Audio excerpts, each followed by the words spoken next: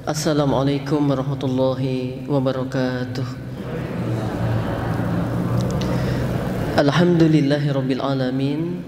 Assalawatu wassalamu ala rasulinal karim, sayyidil mursalin, imamil muttaqin, wa qaidil mujahidin, Muhammadin sallallahu alaihi wasallam, wa ala alihi wa ashabihi ajma'in. Amma ba'd. Faqala Allah tabaraka wa ta'ala ba'da an a'udzu billahi minasyaitonir rajim. Ya ayyuhalladzina amanu ittaqullaha haqqa tuqatih wa la tamutunna illa wa antum muslimun.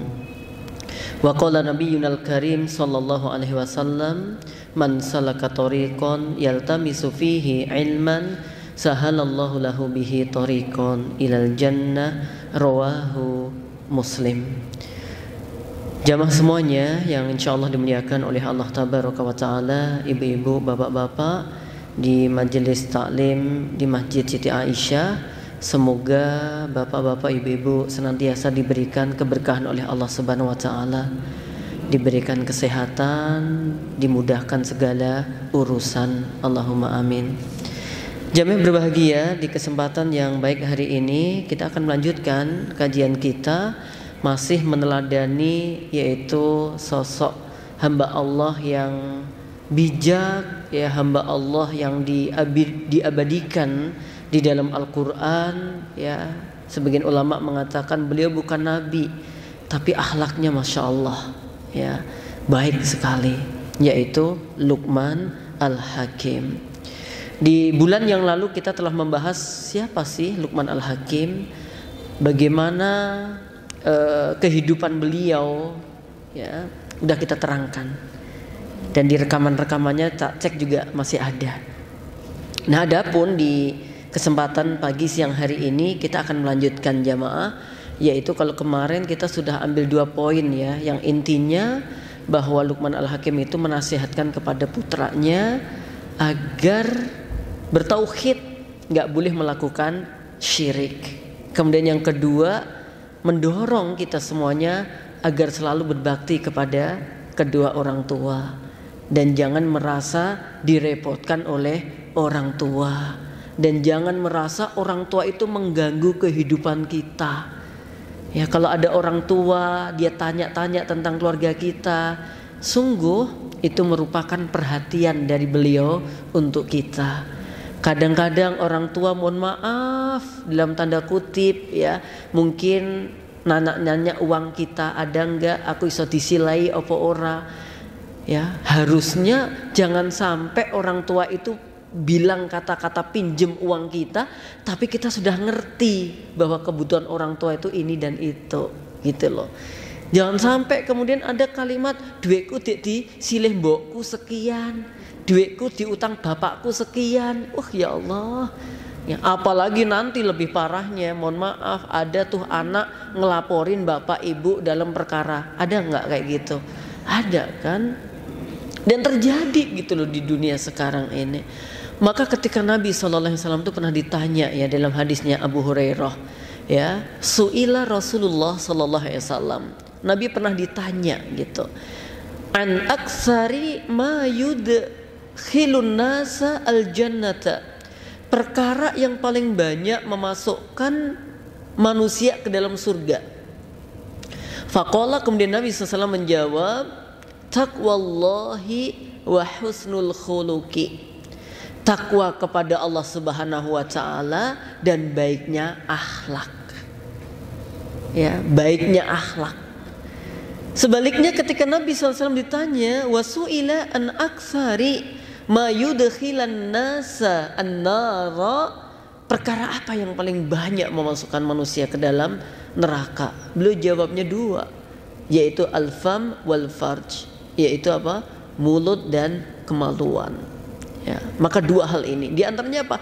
Mulut ini loh jamaah yang membuat orang itu terlihat sopan atau tidak, ya kan? Mulut itu loh yang menjadikan dia itu beradab atau tidak. Dari mulut itu udah kelihatan. Maka kalau hamba-hamba Allah bacaannya bagus, ya, maksudnya yang dibaca itu hal-hal yang bagus, yang didengarkan yang bagus-bagus, insya Allah mulut pun mengeluarkannya juga hal-hal yang bagus. Tapi kalau sampai suka nyebut kalimat binatang ya, kemudian ini dan itu cerminan ya. Mulut ini cerminan apa yang ada di dalam hati ini. Ada ibu-ibu pernah tanya kepada saya, Ustaz, tapi gimana ya? Saya tuh kalau latah mesti nyebut sing ngunu-ngunu kuwi. Lah iki loh jamaah. Ya latah ini kan karena disebabkan kebiasaan ya enggak. Maka dia harus mulai ngontrol diri ya, ketika dia mau marah mau ini harus disiapkan baik-baik. Jangan sampai kemudian ya walaupun dengan alasan latah dan macamnya, karena latah itu dimulai dari kebiasaan. Karena biasa begitu udah menjadi karakter ya, refleks gitu. Ketika sudah bilang ini. Ya oke dah, saya nggak akan ngasih contoh yang buruk ya, tapi ini sederhana gitu ya. Banyak orang tuh kalau pas ada apa kaget gitu, refleksnya dia apa? Astaga naga laut gitu. Kalau nggak gitu apa? Copot gitu. Pernah denger nggak kayak gitu? Yang ketiga apa? Amit-amit jabang bayi gitu. Jadi iya, kalimat-kalimat ini menurut saya tidak bermakna. Kita kan udah diajarin tuh ada kalimat-kalimat thayyibah. Kalau kaget ngucapin apa, ya kan? Kalau kita takjub ngucapin apa, itu bukan wow, tapi apa? Masya Allah. Masya Allah, indah banget dalam Islam. Oke, jamaah berbahagia yang insya Allah dimuliakan oleh Allah Tabaraka wa Ta'ala. Kita masuk pada poin yang berikutnya. Poin yang berikutnya disebutkan di dalam masih surah Luqman ya, pada ayat yang ke-16. A'udzu billahi minasyaitonir rajim. Ya bunayya innaha in takum mithqala habbatin min khardalin fatakun في صخرة أو في السماوات أو في الأرض يأت بها الله إن الله لطيف خبير. Kita lihat bagaimana Luqman Al-Hakim menasihati putranya, masih pakai panggilan yang menyentuh. Ya bunayya, wahai anakku, sesungguhnya jika ya terdapat keburukan ya, walaupun itu sekecil biji sawi, fatakun fi sakhratin, yang terdapat di atas atau pada batu ya, terdapat di batu, au fis samawati atau di langit, au fil ardi atau di bumi, ya'ti bihallah, Allah bakal mendatangkannya. Innallaha latifun khabir, sesungguhnya Allah zat yang maha lembut lagi maha mengawasi atau mengetahui. Naam. Kemudian disebutkan dalam tafsirnya Imam Ibnu Katsir, hadihi wasaya nafi'ah qad hakaha Allahu subhanahu wa ta'ala an Luqman Al-Hakim. Naam, bahwa ini adalah wasiat nasihat-nasihat yang bermanfaat yang telah disampaikan oleh Allah Subhanahu wa taala dari apa yang terjadi pada Luqman Al-Hakim. Tujuannya untuk apa? Agar manusia mengambil pelajaran dan meneladaninya. Kalimatnya adalah ini tadi. Jadi kalau ada keburukan, ada kedoliman, ada dosa yang kita kerjakan dimanapun tempatnya, pasti di akhirat nanti Allah bakal mengungkap di mana kita memijak bumi, di mana kemudian kita bersembunyi. Ya bahkan digambarkan di situ ada orang yang masuk ke dasar dari bumi ini. Ya, kemudian dia bermaksiat di sana, dia melakukan kedoliman di sana, kelak di akhirat juga bakal diungkap oleh Allah. Jadi di sini apa jamaah? Kalau kita kasih masukkan poin, ya. Jadi hendaknya kita menanamkan pada diri kita al-muraqabah, muraqabatullah, selalu merasa diawasi oleh Allah. Yang ini nggak mudah jamaah. Kadang kita ini kan, maaf ya, kalau pas bareng-bareng sama orang banyak begini, yang kita tampakkan yang baik-baik, ya enggak? Ya kan? Tapi kalau pas kita sendirian, aslinya kita itu ya di situ. Saya sering sampaikan ke santri, wahai para santri, kamu kalau ketemu para asatid, para ustadz, kamu cium tangan, Masya Allah, secara dohir menunjukkan adabmu baik sekali. Tapi yang lebih inti lagi, kamu di belakangnya ustadz ngapain? Jangan-jangan di depan nyium tangan, kemudian di belakang sono kamu ngerasanin ustadz.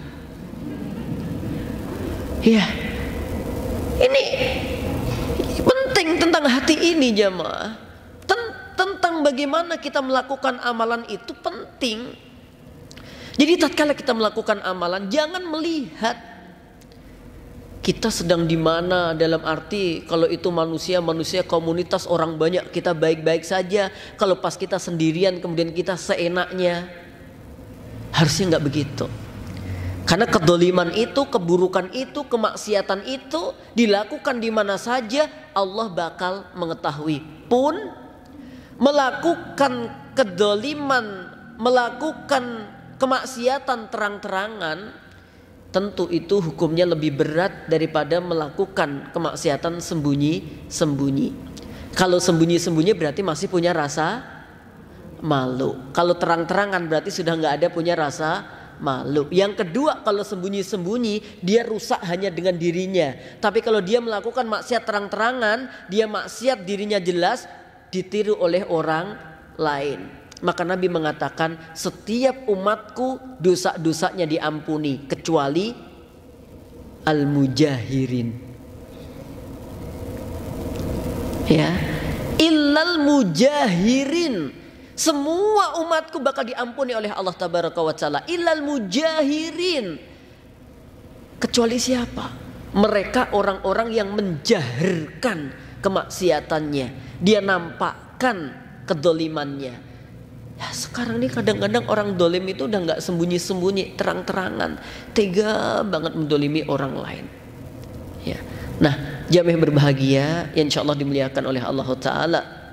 Jadi di sini Luqman Al-Hakim menanamkan pada putranya muraqabah, ya, selalu merasa diawasi oleh Allah. Kita juga begitu, ya. Sekalipun proses Ustadz, iya, kita ini masih pengaruh orang, ya enggak. Kemarin saya sampaikan, mohon maaf banget, rumah kita ini bersih kadang-kadang pengaruh tamu enggak? Ada tamu sama enggak ada tamu lebih bersih mana? Oh, iya kan? Kalau tamu ngabari besok aku mau ke rumahmu, kira-kira apa yang terjadi?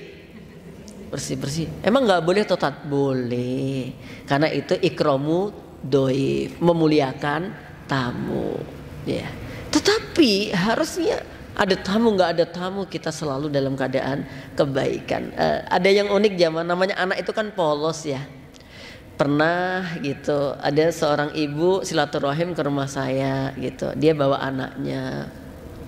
Ya pengen, artinya bahwa bukan sombong ria insya Allah dianya, tapi ya pengen menunjukkan, ya alhamdulillah Ustadz saya udah dikaruniai putra, tapi saya pengen konsultasi bagaimana ya supaya putraku ini ibadahnya semangat, ya gitu. Terus saya tuh alhamdulillah Ustadz, ya insya Allah doa yo nggak kurang, tahajud yo saya lakukan, baca Quran yo saya rutinkan. Anaknya nyeletuk, kapan mama baca Quran? Emang mama tahajud ya anaknya, ya Allah. Aku juga terus hati-hati gitu. Saya belain uminya, nggak rusak jatuh. Tuh kata anakmu kayak gitu kok, nggak gitu. Saya bilangin, enak ya. Umimu itu masya Allah, pas kamu sekolah mungkin dia baca Quran, pas kamu lagi ini ya, pas tahajudnya kapan? Ya pas kamu tidur gitu. Tak bela-belain gitu. Si ibunya itu ke anaknya, gitu. Ada mata-mata apa gitu loh jamaah, ya mata-mata yang bergelombang gitu loh. Gitu tuh, ya Allah, anak tuh kan polos banget gitu loh. Kita nggak usah mencoba untuk mendoktrin anak kita supaya jelek, jangan. Ada telepon, ada WA, siapa anak? Anu mah, temennya mama yang ini, bilang mama nggak ada ya. Bilang mama nggak ada. Ngajarin apa tuh? Apalagi sudah dipencet, bilang mama nggak ada ya gitu. Bu, anu kata mama nggak ada gitu. Lah emang mama di mana? Ada di situ, tapi kata mama nggak ada. Ini kan repot tuh jamaah. Makanya jangan sampai kita mendoktrin anak untuk yang kayak gitu tuh. Ya, karena nanti akan balik kepada kita sendiri. Oke. Jamaah yang berbahagia yang insyaallah dimuliakan oleh Allah Subhanahu wa taala. Nah, kemudian di dalam tafsir ini juga dikatakan bahwa sebenarnya bukan hanya amal jelek aja, termasuk amal-amal kebaikan yang kita kerjakan, yang kita lakukan dimanapun, nggak usah khawatir. Walaupun kebaikan itu kita nggak dilihat orang, kebaikan itu nggak diliput, kebaikan itu nggak diviralkan, tetap nanti di akhirat bakal ditunjukkan kok oleh Allah pada kita. Kita jadi nggak usah khawatir kalau kita melakukan kebaikan nggak kita sampaikan ke orang-orang, kemudian besok nggak ada saksi, nggak usah. Kan ada yang bilang begitu. Kenapa sih kamu bilang-bilang ke orang ibadahmu untuk mencari saksi kebaikan, Ustadz gitu? Enggak, Allah Maha menyaksikan. Ya.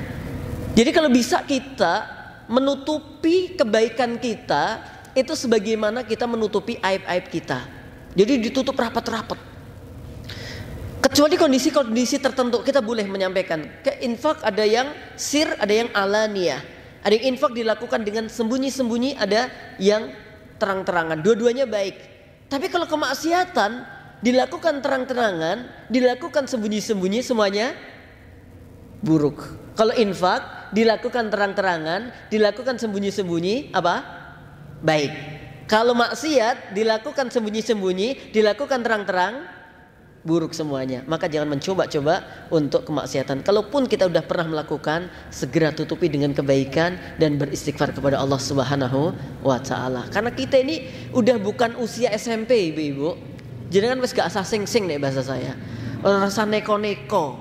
Jenengan kin usiane wis 30 tahun ke atas. Udah mulai fokus bagaimana memperbaiki ibadah kita semakin berkualitas. Bagaimana kita menjadikan anak-anak juga berkualitas. Wes bukan zaman jenengan pakai hitam abu-abu biru. Apalagi itu. Jadi juga kudu mawas diri gitu loh. Kadang-kadang kan orang itu nggak sadar nek wes tuwek nggak sadar kan aneh jemaah. Jadi repot nek wes tuwek ora sadar nek didine tuwek iki ya repot gitu. Jadi dia masih gaya gitu loh, masih model-model itu sing des.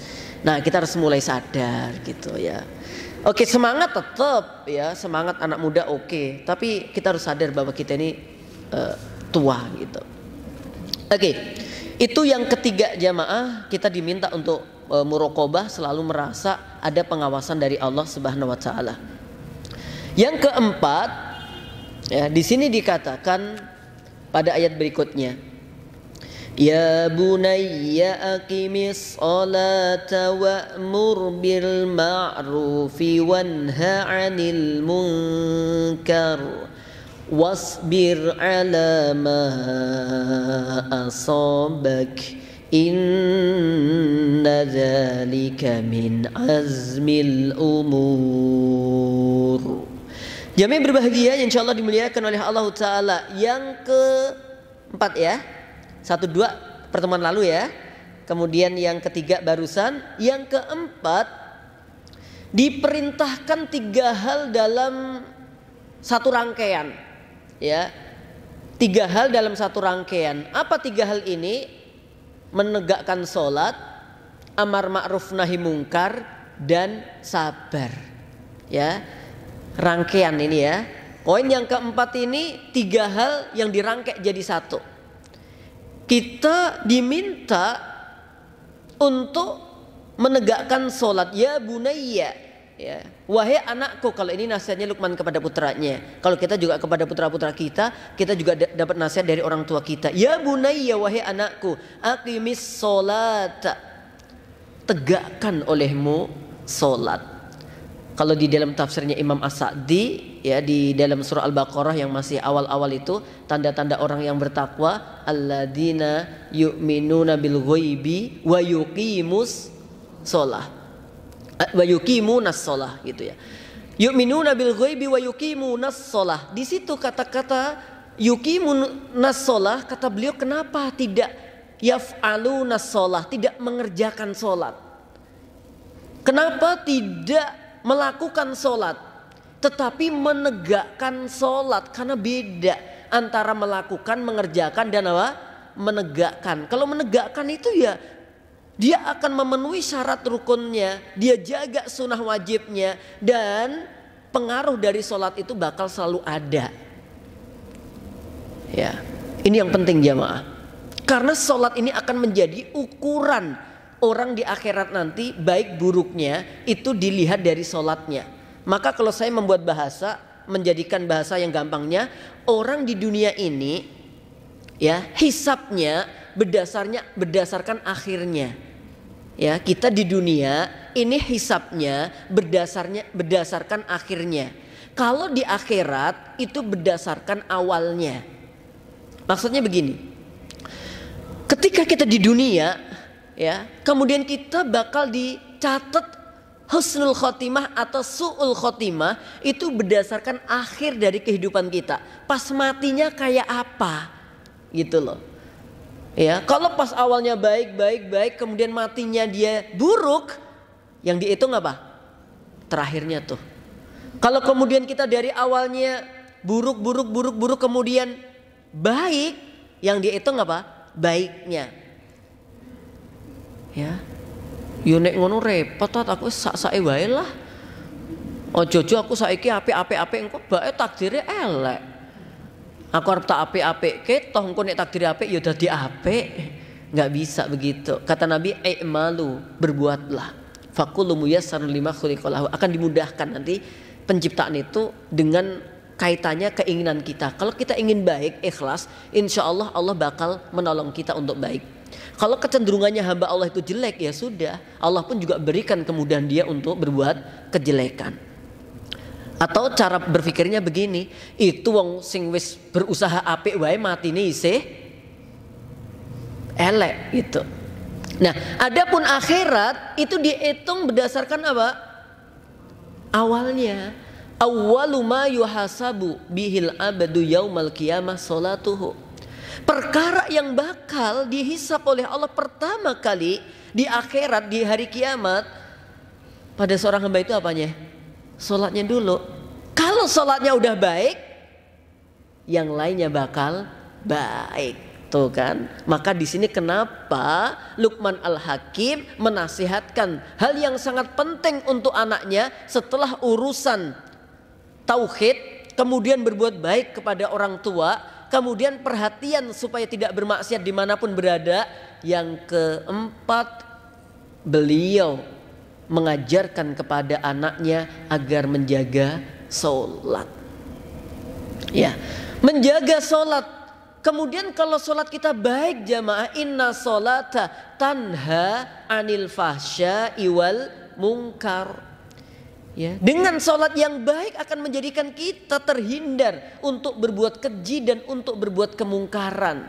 Bagaimana saat dia itu orangnya sholat tapi kok nyolong, dia itu orangnya sholat tapi kok korupsi, dia itu orangnya sholat kok tapi kok melakukan ini dan itu, kok melakukan perkara yang nista, gimana dong? Ya perlu diperhatikan lagi. Sholatnya bagaimana? Jangan menyalahkan sholat dalam arti wong sholatnya ngono, bukan. Tapi bagaimana kita melihat kualitas sholat kita. Jamaah berbahagia, sholat ini bukan hal yang mudah. Ya. Maka kalau kita bisa sholatnya benar, insya Allah akan mudah. Di sini apa? Amar ma'ruf nahi mungkar. Ya. Kalau sholatnya kita benar, maka kita akan mudah untuk melakukan al-amru bil ma'ruf wan nahyu anil munkar. Kalau sudah amar ma'ruf nahi mungkar, apa yang bakal terjadi? Orang kalau amar ma'ruf nahi mungkar, pastinya nanti ada sikap dari orang lain yang kita dakwai. Ada yang dia nerima, alhamdulillah, tetapi tidak sedikit mereka yang nolak. Yang lebih berat apa jamaah? Ngajak kebaikan atau menolak kemungkaran? Mana yang lebih berat? Ngajak baik atau nolak mungkar? Ya, kalau ngajak baik itu lebih mudah. Yuk bu pengajian, maaf aku nggak bisa, selesai, ya kan? Kalau menolak kemungkaran ini nggak gampang. Coba jenengan ada majelis ghibah, jenengan ada di situ, tiba-tiba jenengan ngingetin gitu, wanirah. Dan ternyata yang ngajari ghibah itu pimpinan yang selama ini gaji jenengan bulanan, wani enggak. Menurut saya, berdasarkan kajian yang saya ikuti di sekian tempat, menimbang, mengingat, memutuskan bahwa apa yang kita lakukan ini masuk kategori ghibah. Untuk itu pasal 1 mengharuskan kita berhenti darinya karena nggak ada manfaatnya. Pasal 2 kita harus segera beristighfar karenanya. Pasal 3 kita harus meminta maaf kepada orang yang kita gibahin. Nah ini nahi mungkar, abot toh. Kadang-kadang kita keseret kok ke situ kok. Ini gibah loh. Ya nggak apa-apa, yang penting fakta. Ya emang gibah itu fakta. Kalau nggak fakta namanya fitnah. Kecuali ada memang gibah-gibah yang dibolehkan. Saya nggak akan banyak membahas gibah yang dibolehkan. Saya khawatir menjadi delik panjenengan. Ya toh. Oh, aku pakai dalil yang itu kok tat gitu loh. Ya. Jadi di antara yang dibolehkan, tambah kepancing deh. Ya, maksud saya emang dalam rangka untuk mencari solusi. Ya, gibahnya itu membahas keburukannya orang ini untuk mencari solusi, gitu loh. Atau untuk hindarkan korban berikutnya. Ya, gara-gara keburukan seseorang, ya kalau seseorang ini keburukannya nggak kita bahas, khawatir nanti akan apa? Keburukannya dia akan mendapatkan korban yang banyak sekali. Atau seorang pasangan suami istri sedang melaporkan kepada hakim. Dia lapor ke hakim. Kenapa kamu lapor? Saya dibanting. Gitu. Siapa yang banting kamu? Ya ada deh dalam keluarga saya. Tolong sebutkan namanya. Saya nggak mau. Itu namanya gibah. Lah terus gimana mau nyelesain perkaranya gitu? Ya toh. Habis itu terus sebutkan. Yaudah dipaksa-paksa. Kamu dibanting siapa? Lihat di CCTV itu. Aku dibanting oleh suamiku gitu. Hakimnya bilang makanya jangan terlalu langsing gitu. Ya. Maka nggak usah terlalu diet-diet supaya tidak dibanting oleh suami. Oke jamaah yang berbahagia ya. Jadi nahi mungkar, amar ma'ruf nahi mungkar. Jadi nahi mungkar itu nggak gampang. Ya, apalagi mohon maaf ya. Seharusnya yang melakukan nahi mungkar terutama ya ini memang aparat. Gitu ya. Kayak seperti surto, polisi. Itu kan kalau misalkan ada judi ya toh, polisi datang mesti dia takut. Yang menjadi masalah adalah jika ada oknum polisi yang menjadi backing. Itu saya bilang oknum loh ya. Gitu, oknum. Nanti kalau seperti siapa itu Najwa nanti di ya jadi oknum. Tapi memang nyata ada gitu loh ya. Memang ada gitu bahwa ada polisi yang tambah menjadi backing dan itu bukan 1 2, banyak banget kejadian-kejadian kayak begitu. Ya, terlepas memang banyak juga polisi yang baik gitu. Jamaah berbahagia yang insyaallah dimuliakan oleh Allah taala. Karena kalau kita yang memberantas kemungkaran di masyarakat ya, yang terjadi apa biasanya? Perlawanan. Akhirnya kita orang-orang ngaji berantem dengan mereka. Kan gitu tuh. Ya, padahal kalau nggak diberantas apa yang terjadi? Wattaqu fitnatan la tusibanna alladzina zalamu minkum khassa. Kalau laki-laki menutupi kain ini ke mata kaki dan ke bawah. Ini namanya isbal. Ya. Diancam di dalam kitab ada Kitabul Jami' dari Bulughul Maram, nanti juga dalam kitab Riyadhus Shalihin, juga ada di dalam Al-Kabair kalau nggak salah ya, Syekh Syamsuddin Ad-Dahabi. Itu ancaman bagi orang yang isbal, ya terutama laki-laki di sini menjulurkan ya kain, ya apakah izarnya, apakah celananya menutupi mata kaki, apalagi lebih. Nah, tetapi di situ sebagian ulama mengatakan, apakah di situ ada kaitannya dengan sombong atau tidak?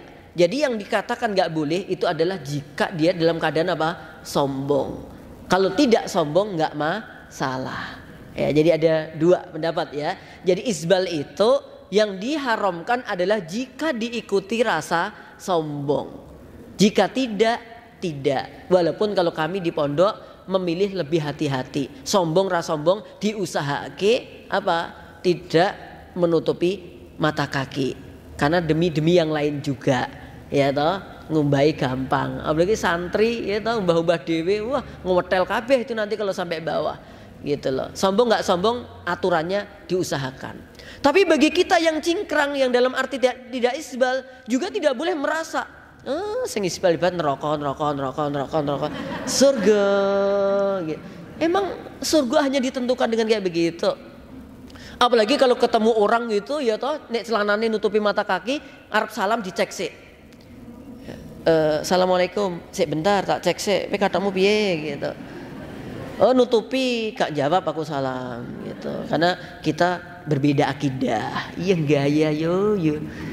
Gitu ya. Tapi mbokso ini oh sama-sama cingkrang. Waalaikumsalam warahmatullahi wabarakatuh ya. Kita sehati gitu. Ditanya, ngajimu ning ndi? Ning kono. Oh beda.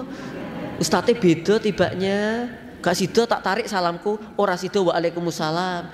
Ya Allah jahat banget ya maaf. Kita nggak diajarin kayak begitu Islam. Ya apalagi di situ ada pendapat masing-masing gitu loh. Yang mutlak jelas yaitu apa? Kesombongannya. Kenapa? Ada kaitannya dengan itu. Pakaian. Karena di masa dulu tentunya pakaian ini menunjukkan status kaya miskinnya orang itu ada di pakaian. Ya. Jadi orang-orang kaya pada waktu itu suka nyeret-nyeret baju, nyeret-nyeret pakaian menunjukkan bahwa dia duweke akeh turah-turah. Gitu. Adapun yang miskin-miskin jangankan pakaian yang dipakai, kadang-kadang apa? Bulu domba, wool yang masih apa? Kasar itu sehingga gatel. Ya, jamaah yang berbahagia insyaallah dimuliakan oleh Allah Taala. Yang dikikis di situ adalah kesombongannya. Merasa gitu ketika dia sudah paling bagus, bajunya bagus, jalannya ya fil ardi maroha, sombong. Itu loh ya. Ya kalau sekarang bahasa kita ya kayak tas. Kayak gitu itu ya. Nek sing tasnya kresek-kresek nih enggak level. Gitu. Enggak level. Ya akhirnya konconnya mulai tasnya walaupun kresek tulisannya apa? Hermes. Itu. Kresek tapi kan Hermes yang penting merek gitu dah. Ya dah. Hermesnya apa? Hermesnya apa sih? Iya pokoknya digeser-geser tetap memes ngono ae lah ya. Gitu. Gitu loh teman-teman yang berbahagia ya. Jadi tapi kita juga tidak boleh menjas ya bahwa orang kalau berbaju bagus mesti sombong. Kenapa? Karena Nabi pernah ditanya ketika Nabi bersabda la yadkhulul jannata man kana fi qalbihi darratun misqalu darratin min kibr. Tidak masuk surga seorang hamba yang di dalam hatinya ada kesombongan walaupun seberat biji sawi.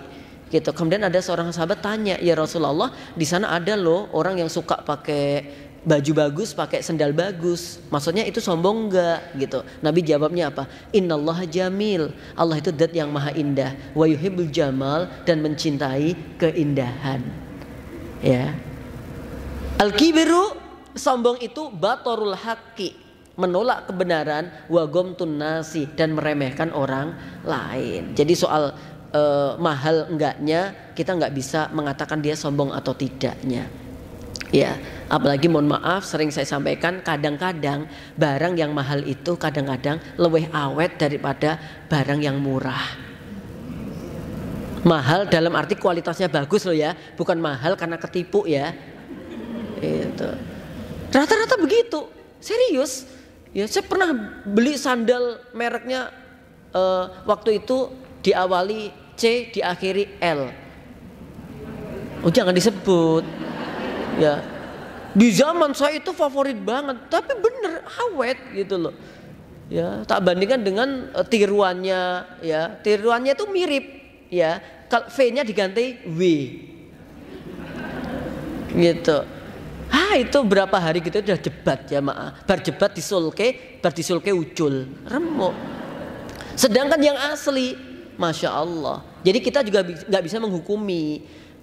Ada kan orang bilang ke saya, ya, Ustadz itu loh, masa bolak-balik umroh, bolak-balik ini, ya. Loh, uang dia punya kok. Loh kan mending dia uangnya dibagikan ke fakir miskin, Ustadz, terutama saya. Lah, ternyata tendensi banget. Apalagi yang dibilangin itu, saya ngerti orangnya. Beliau kemana-kemana, beliau haji, beliau umroh. Itu bagi beliau masya Allah itu biasa gitu. Loh kan ini Tot, mending dikasih-kasihkan. Aku ngerti beliau yang dikasih-kasihkan tuh jauh lebih banyak daripada yang dia pakai. Gitu loh. Paham ya? Jadi kadang-kadang kan kita, itu loh orang ganti-ganti mobil, ganti-ganti. Ya memang dia wajarnya begitu. Tapi dia tidak melupakan apa yang menjadi hak-haknya untuk diberikan. Infaknya, sodakohnya, wakafnya. Udah banyak banget jamaah. Gitu loh. Jadi ini sudut pandang yang berbeda gitu loh. Kemudian untuk wanita juga begitu ya. Kalau wanita dia tambah diperintahkan untuk menutupinya, mata kaki ya. Yang nggak boleh ditutupi wanita itu kan mata hati. Gitu ya. Jadi mata kaki silahkan ditutupi nggak apa-apa. Bahkan dibolehkan 1 jengkal 2 jengkal boleh. Nyeret-nyeret gitu nggak apa-apa. Ada jamaah datang ke pondok. Ustadz, itu kok ustadzanya kok kemproh-kemproh ya Tatian? Kemproh gimana Bu? What the meaning of kemproh? Kemproh is gitu loh ya. Itu loh Tat, masya Allah. Ketoknya di pondok, ketoknya ngajar agama, tapi delok lho Tat. Apa? Roke itu nyarok-nyarok gitu loh. Dan memang ketok ngotel banget, maksudnya karena memang dia dipakai untuk itu gitu loh. Ya jadi memang ini gitu. Itu kemproh Tat. Enggak, memang dia mungkin yang dipakai itu ya kan. Cuma nanti waktu mau sholat mungkin dia ganti. Bahkan itu kan sebenarnya kalau misalkan kena najis, hamparan kedua sudah mensucikan gitu loh. Hamparan pertama najis, misalkan kena najis, nanti kedua udah mensucikan. Kan itu syariat gitu loh ya. Jadi nggak apa-apa. Ya kalau di Indonesia ini sudah agak mending ya. Roknya nggak terlalu sampai bawah, tapi pakai kaos kaki. Udah lumayan siti lah ya. Ya gitu. Masya Allah. Oke, walaupun amannya adalah dia tertutup. Jamaah insya Allah dimuliakan oleh Allah Subhanahu Wa Taala. Kenapa? Karena Allah tuh nggak suka dengan orang-orang yang sombong ya, orang-orang yang membanggakan diri gitu. Maka kaya sombong itu dilarang, apalagi miskin sombong. Yang dia sombongkan apa? Kemiskinannya gitu. Hore aku melarat, yes. Hei orang-orang, ya Allah gimana sih gitu loh. Please deh jamaah insya Allah dimuliakan oleh Allah Ta'ala. Nggak ada tempatnya sombong untuk manusia, karena sombong itu pakaiannya Allah. Gitu ya. Sombong itu apa? Pakaiannya Allah. Artinya yang paling berhak untuk sombong hanya Allah. Wala tamshi fil ardi maraha. Kamu di muka bumi ini nggak usah sombong. Apa sih yang kita sombongin? Sekarang kita jabat. Oke, emang jabat bakal selamanya? Enggak. Sekarang kita kuat. Emang kuat bakal selamanya? Enggak. Sekarang kita cantik. Emang cantik bakal seterusnya? Enggak. Wong jenengan kena apa? Ular bidurin ngono wis rapat ketok ayu kok gluk gitu kok jamaah. Jadi nggak ada yang abadi pada diri kita ini. Ngapain kita harus sombong? Ya, saya tuh kadang-kadang ini Ustadz kalau besok ngisi pengajian di kampung gimana Ustadz? Ini wong dison-diso, Ustadz kerso atau enggak? Ya Allah jamaah, apa sih yang membedakan ngisi pengajian di kota sama di desa? Ya, nggak ada, intinya sama. Ya, tadi malam, kemarin malam ya kalau baca tadi malam kan kemarin. Saya pulang ke Ngawi, jamaah, ke Ngawi gitu ya. Nah di Ngawi itu kulturnya dari RT sampai ini tuh Nahdiyin ya, Nahdlatul Ulama gitu, NU lah bahasanya gitu.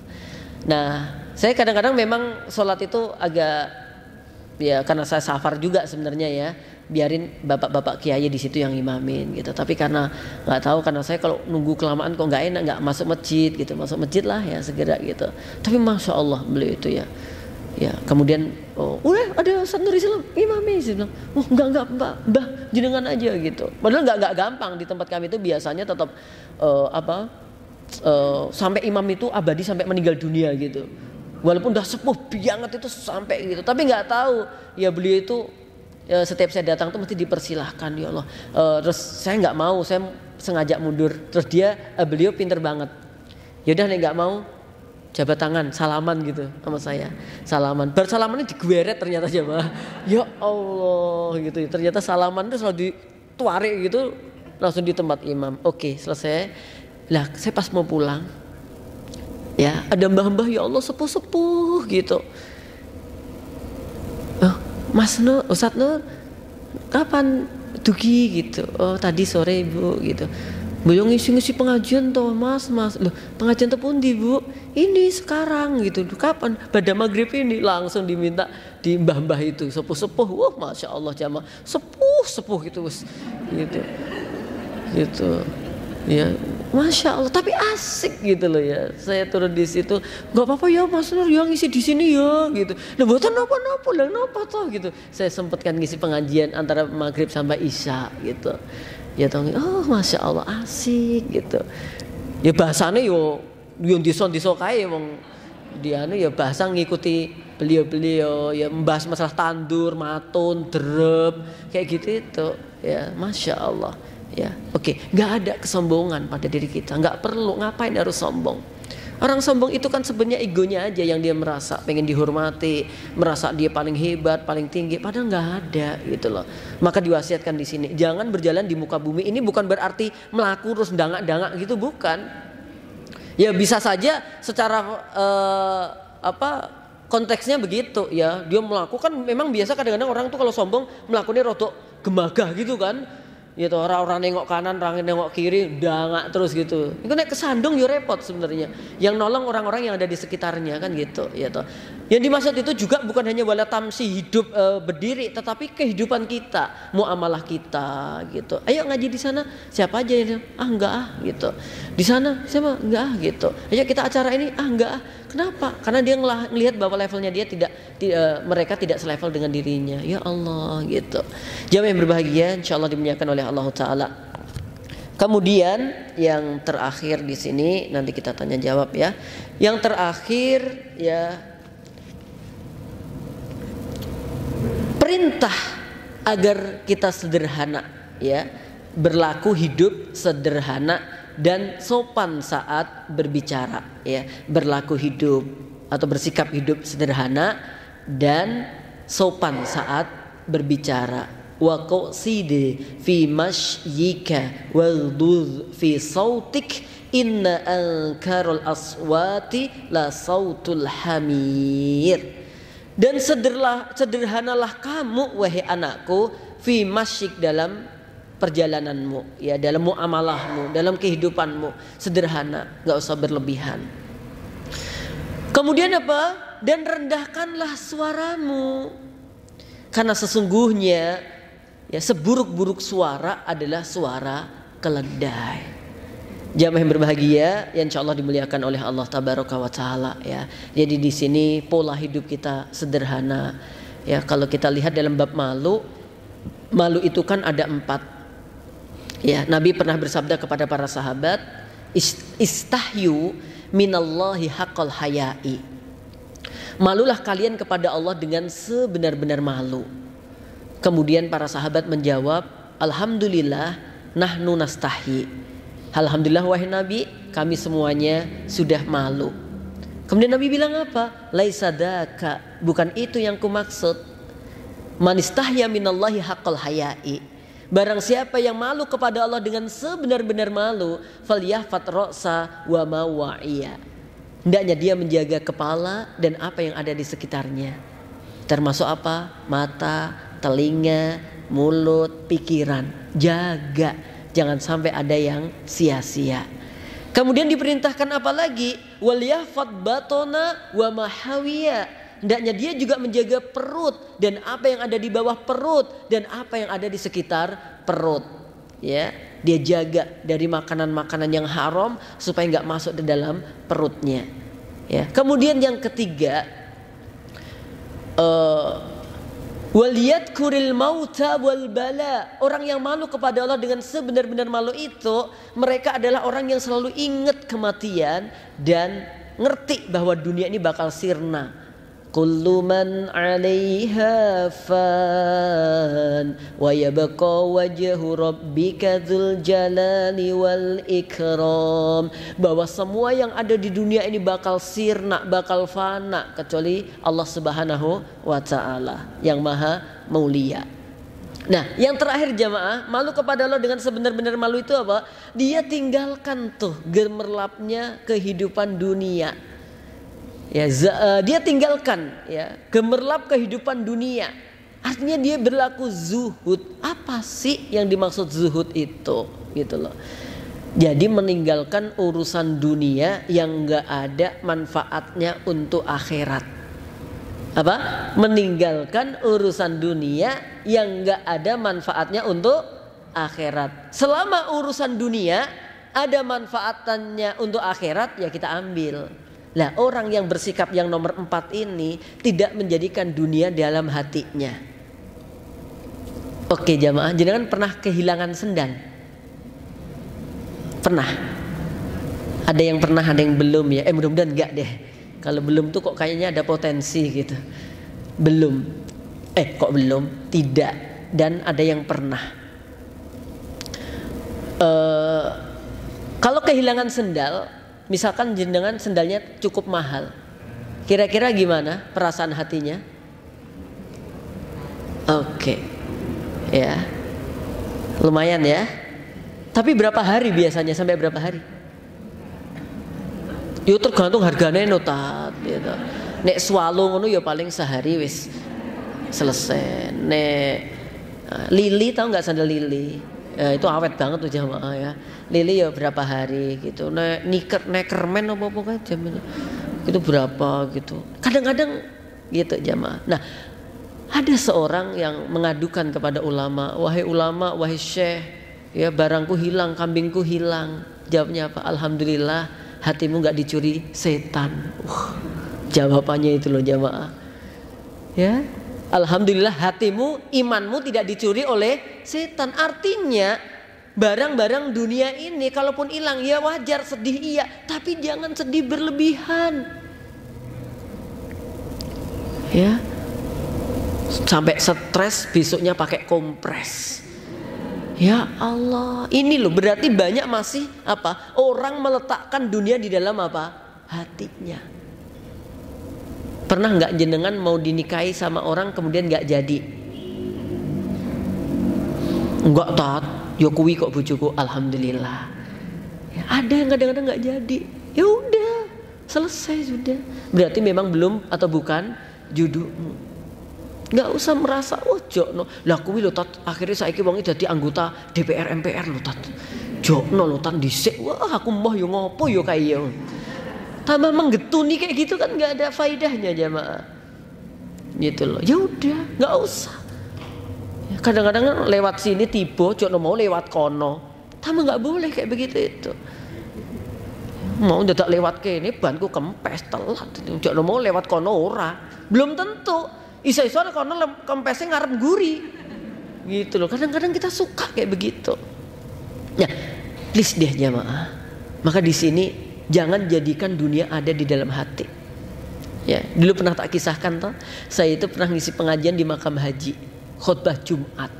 Ya, khutbah Jumat. Ya, waktu itu saya masih kuliah di kampus karena saya cari yang dekat di makam haji, dicarikan ustadz saya, Ustadz Suparmana. Pas saya udah khutbah, biasanya di masjid ini diawali dengan inisial masjid I. Itu biasanya dimulainya itu ramenya jam 12 baru pada datang. Kok ini tumben banget gitu. Tengah 12 ada seorang pemuda yang gagah perkasa udah di situ. Aku kan sebagai pendakwah juga masya Allah gitu, tak salami, Mas Jumatan, iya gitu. Habis itu saya masuk ya, anggap aja waktu sudah mulai naik, saya khotbah. Pak khotbah, mas yang tadi itu ya kayak lagi izin mau ke belakang gitu.